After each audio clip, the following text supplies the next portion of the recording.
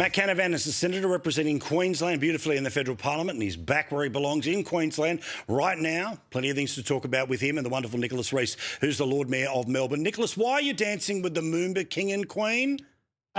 Well, of course, that was big news in Melbourne today. Our Moomba monarchs there, Sammy, Jay and Katarina Metti, the Red Wiggle. Of course, Moomba is the biggest community festival in Australia. We're expecting 1.5 million people to turn up over the Labor Day long weekend. So, yes, I was at the crowning and there was a Colombian dancing band. There were African drums playing and we're all dancing, having fun. That's what we do in Melbourne, Paul. We have fun. Well, and I know you're looking forward to the Formula One Grand Prix. Look, if you want to invite Matt and I to the Mayor's Lounge, we'll be there and certainly enjoy ourselves. Matt can pay his own way, not the taxpayer. All right, let's get to a whole bunch of stuff that we need to get to here tonight. Matt, let's talk about the budget. Let's talk about this option, which was offered up by Angus Taylor today, which was, hey, why not? Rather than playing the same game, if you say it's savings, but if we offer them, you say it's cuts, why not get in a room and try and work out where each can give other a little bit of cover to cut what is spending that, according to the intergenerational report, puts us in deficits for the next 40 years. But Chalmers says no. Well, Paul, someone's got to do it. We desperately need a proper audit of the federal government spending.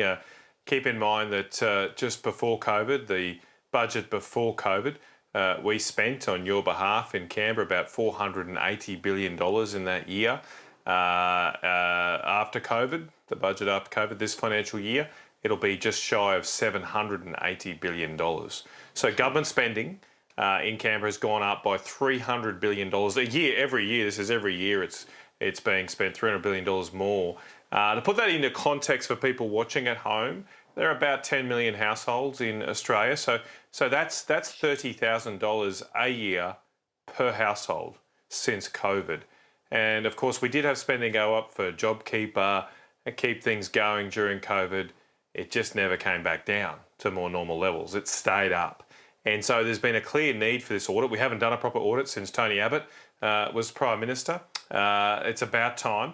It seems to me the reaction from the Treasurer today is more an example of someone just rejecting an idea because it wasn't his, rather than thinking about what's best for the country. So I think it's a great idea that Angus has offered up. Let's do it. We're happy to get our hands dirty. But somebody, as I say, has to go through the budget line by line, given this massive excessive spending we've seen since COVID and given the impact that's had and delivering the highest interest rates and inflation in the developed world here in Australia. I mean, look, Nick, you know what it's like, of course, to be a leader. And in federal politics, if you can get 66% of the population in one place, kind of helps. That's what people are saying when it comes to government reducing spending. The number one issue being foreign aid. But foreign aid's only $5 billion. And I've stated the case why the government would say that that's not the biggest area to cut. But would you think that there's a moment here when the government is so far in front, the opposition, yes, is so far behind, that there is an opportunity here to give each other a bit of cover to do to swallow some of the pills that maybe they wouldn't otherwise do?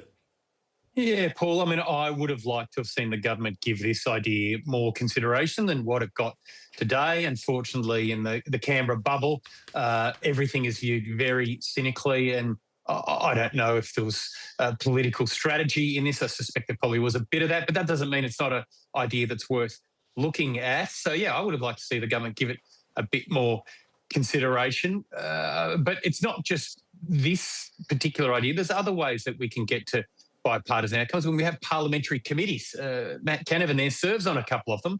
They have people from different parties on them. And why don't they make more of an effort to form consensus positions on these tricky issues that have trade-offs, do have a cost or an impact, and see what brave ideas they can put forward?